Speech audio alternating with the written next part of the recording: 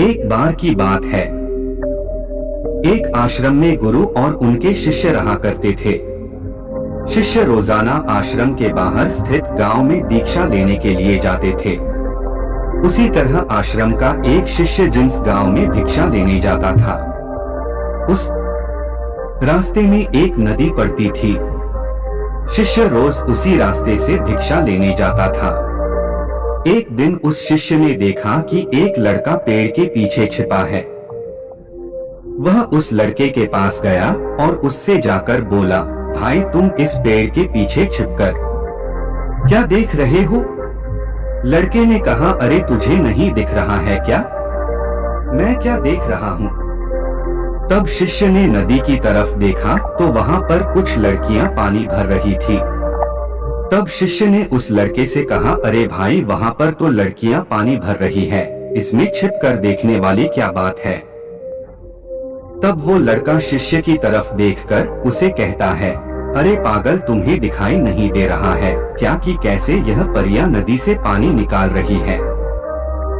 जरा उनकी अदाओं को तो देखो, उनके कोमल शरीर को देखो, उनकी पतली कमर मटके को उठाते समय बाल खाती है और उनके बाल उनकी कमर पर कैसे लहरा रहे हैं, मानो सुंदरता बिखरी पड़ी हो।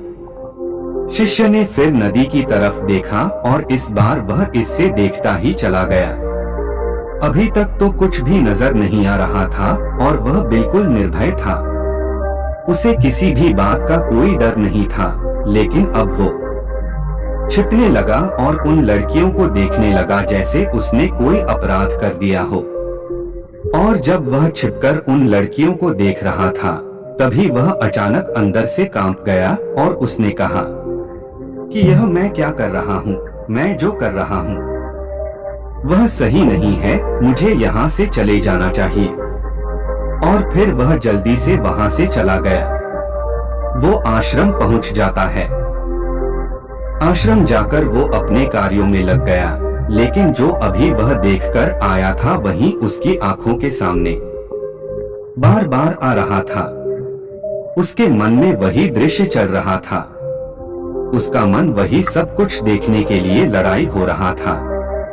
उसका किसी भी काम में मन नहीं लग रहा था। सुबह होते ही वह रोज जल्दी ही भिक्षा के लिए आश्रम से निकल जाता और उस नदी के पास वाले पेड़ के पास जाता जहाँ पर वह लड़का पहले से मौजूद रहता था। उसके साथ मिलकर लड़कियों को छुप छुप कर देखता था। अब वह शिष्य रोज ऐसा करने लग गया। यह उसके रोज का काम हो गया। अब उस शिष्य का मन किसी भी काम में नहीं लगता। वह हमेशा ही किसी न किसी प्रकार के विचार में उलझा रहता। वह आश्रम के कार्यों को भी ठीक ढंग से नहीं कर पा रहा था। ना वो ठीक से सो पाता, ना वो ठीक से खाना खा पाता था।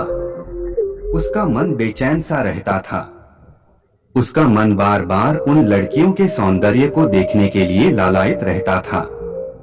जब गुरु उपदेश देते तब भी उस शिष्य का मन कहीं और विचारों में खोया रहता था। गुरु ने अपने शिष्य की इन हरकतों को जान लिया था। तब एक दिन गुरु ने शिष्य को अपने पास बुलाया और कहा कि आज से मैं भी तुम्हारे साथ भिक्षा मांगने चलूंगा। तुम और मैं साथ साथ भिक्षा मांगने चलेंगे। तभी शिष्य ने गुरु को मना करते हुए बोला, नहीं गुरुदेव, आप परेशान क्यों हो रहे हो? मैं अकेला ही ठीक से भिक्षा मांग सकता हूँ। गुरु ने शिष्य से कहा, ठीक है, तुम अकेले ही भिक्षा मांगने जाओ। फिर शिष्य तुरंत वहां से भिक्षा मांगने के लिए निकल गया। शिष्य को जाने के बाद गुरु भी आश्रम से निकल गया और शिष्य का पीछा करने लगे कि वो कहाँ जाता है, किससे मिलता है। ये सब देखने के लिए उसके पीछे पीछे चलने लगे। थोड़ी दूर जाने के बाद गुरु ने देखा कि उनका शिष्य एक लड़के के साथ एक पेड़ के पीछे अपराधी की तरह छिपा हुआ है और छिपकर कुछ देख रहा था। गुरु भी अपने शिष्य के पीछे जाकर खड़े हो गए कि आखिर उनका शिष्य क्या देख रहा है। जिसे देखने के लिए वो पेड़ के पीछे अपराधियों की तरह छिपा पड़ा है। फिर गुरु ने देखा कि उनका शिष्य पेड़ के पीछे छुपकर लड़कियों को देख रहा था जो कि नदी से पानी भर रही थी। तभी गुरु ने शिष्य को कहा कि तुम क्या देख रहे हो? अपने गुरु की आवाज सुनकर वह शिष्य घबरा गया और उसके पसीने छूटने लगे। वह थर थर कांपने लगा, जैसे किसी चोर को चोरी करते समय रंगे हाथों पकड़ लिया हो। शिष्य की हालत खराब हो गई। वो कुछ भी नहीं बोल रहा था। दूसरा जो लड़का शिष्य के साथ था वहां से भाग गया। शिष्य घबराया हुआ था। उसके मुंह से कुछ टूटे फूटे शब्द ही बाहर निकल रहे थे। वह अपने गुरु से नजर भी नहीं मिला पा रहा था। गुरु ने शिष्य की तरफ देखा और कहा कि मेरा शिष्य तो निर्भय था, उसे तो किसी भी चीज का डर नहीं था। लेकिन यह क्या? तुम तो डर के मारे कांप रहे हो। फिर शिष्य ने गुरु से कहा कि मुझे माफ कर दो गुरुदेव, मेरा इसमें कोई दोष नहीं है। उस लड़के ने मुझे बहका दिया था, लेकिन आपसे मैं वादा करता हूँ कि आज के बाद मैं ऐसा कभी दोबारा नहीं करूँगा। मुझे माफ कर दो गुरुदेव। गुरु ने शिष्य से कहा कि कोई बात नहीं है, पर इस बात का तुम ध्यान रखना कि हम जैसी संगति करते हैं वैसा ही फल हमें प्राप्त होता है। हम जैसी संगति करते हैं उसके विचार हमारे अंदर प्रवेश करते हैं, इसीलिए अच्छी संगति करो जिससे तुम्हारे अंदर अच्छे विचारों का प्रवेश हो। फिर गुरु और शिष्य आश्रम लौट आए और फिर से शिष्य आश्रम के कार्यों पर ध्यान देने लगा। उसने उस रास्ते को छोड़ दिया और दूसरे रास्ते से जाने लगा। वह अपने काम को ध्यान से करता था, लेकिन धीरे धीरे उसके अंदर क्रोध उत्पन्न हो गया और फिर वो दूसरे पर क्रोध करने लगा और बेचैन रहने लग गया। अब वो सही समय पर भोजन भी नहीं करता था। वो भोजन भी बहुत कम खाता था। एक रात गुरु शिष्य के पास आए और उससे बोले कि अब तक तुमने कितनी बार अपना वादा तोड़ दिया है। यह सुनकर शिष्य अपने गुरु के चरणों में गिर गया और रोने लगा। रोते रोते ही उसने गुरु से कहा कि गुरुदेव, मैं कई बार अपना वादा तोड़ चुका हूँ, फिर वादा कर लेता हूँ, लेकिन हर बार मैं वादा तोड़ देता हूँ। मेरा मन मेरे नियंत्रण में है ही नहीं। मैं बहुत कोशिश करता हूँ कि मैं अपने मन से सारे बुरे विचारों को निकाल दूं, लेकिन मैं चाहकर भी ऐसा नहीं कर पा रहा हूँ। फिर गुरु ने शिष्य को कहा कि चलो मेरे साथ। गुरु शिष्य को आश्रम के बगीचे में लेकर गए और शिष्य से कहा कि देखो, यहाँ पर कुछ एक नाली बनी हुई है जिससे नदी का पानी इन पौधों तक आ रहा है और यह पानी एक निरंतर भाव से आ रहा है। क्या तुम इस पानी के बहाव को रोक सकते हो?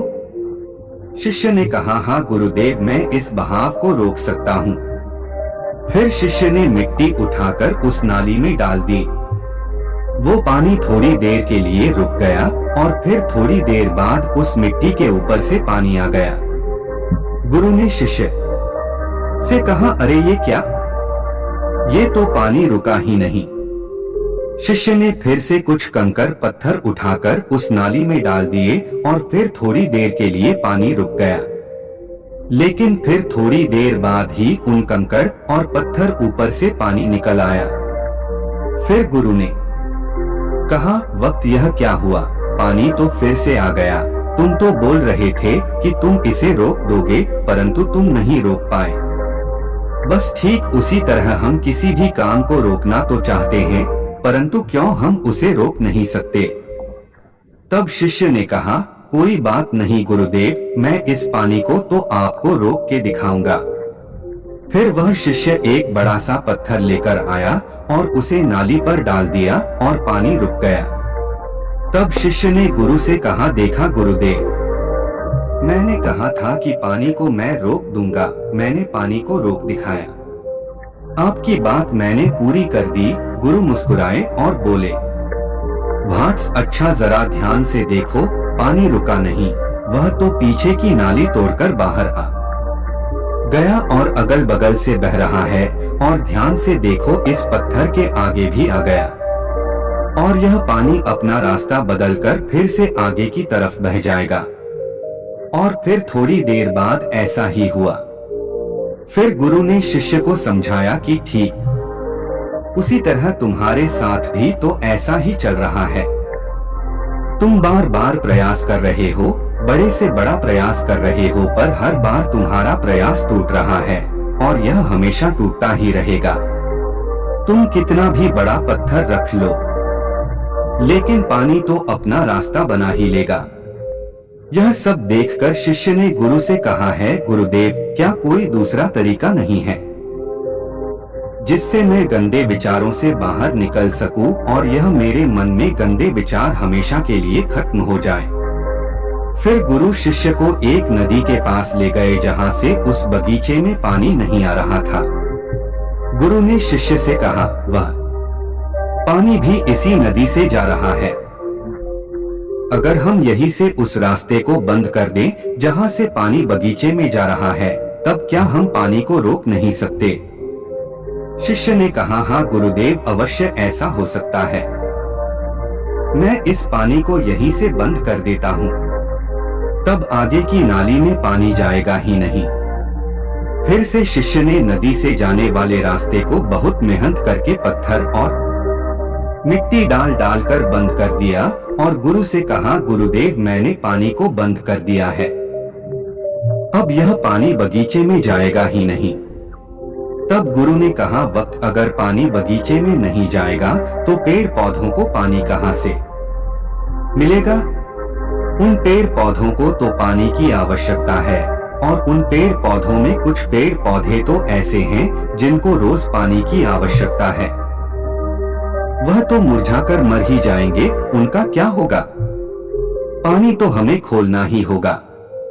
शिष्य ने गुरु की बात सुनकर वापस नदी से जाने वाले पानी का रास्ता खोल दिया। तब गुरु ने शिष्य से पूछा, वत्स, अगर हम इस नदी के पूरे पानी को बगीचे की तरफ मोड़ दे तो तब क्या होगा? तब शिष्य ने जवाब दिया, गुरुदेव, वहाँ पर जितने भी पेड़ पौधे हैं वो गलकर नष्ट हो जाएंगे, वहाँ पर कुछ नहीं बचेगा। फिर गुरु मुस्कुराए और बोले, तुम इस बात को समझो कि हमें किसी भी चीज को रोकना नहीं है, बस हमें हमेशा संतुलन बनाए रखना है। कम पानी से भी पौधे नष्ट होते हैं और ज्यादा पानी से भी पौधे नष्ट होते हैं। ठीक उसी तरह हमारा जीवन संतुलन से ही चलता है। जब हम गंदे विचारों को जबरदस्ती रोकने का प्रयास करते हैं तो वह और मजबूती के साथ हमारे अंदर प्रवेश करते हैं। इसीलिए हमें उन्हें कभी भी दबाने की कोशिश नहीं करनी चाहिए। फिर गुरु ने शिष्य को जाते हुए कहा कि हमारे गंदे विचार बुरे लोगों की संगति करने की वजह से भी आते हैं। कई बार क्या होता है कि काम वासना हमारे अंदर होती नहीं है, लेकिन कुछ अश्लील लोगों के साथ रहने की वजह से ये हमारे अंदर हावी हो जाती है। फिर शिष्य ने कहा, गुरुदेव, आप सही कह रहे हैं, मैं अपने मार्ग से भटक गया था। फिर वो शिष्य उस रात बहुत ही चैन की नींद सोया। सुबह अपने कार्य को पूरे मन से किया और फिर सुबह वो भिक्षा लेने के लिए उसी रास्ते से गया जहां वह लड़का आज भी पेड़ के पीछे छुपकर उन लड़कियों को देख रहा था। वो शिष्य नदी पर गया जहां वह लड़कियां पानी भर रही थी। उसने उन लड़कियों से पानी मांगा। उन लड़कियों में से एक लड़की ने उसे पानी पिलाया और शिष्य के चरण छुए।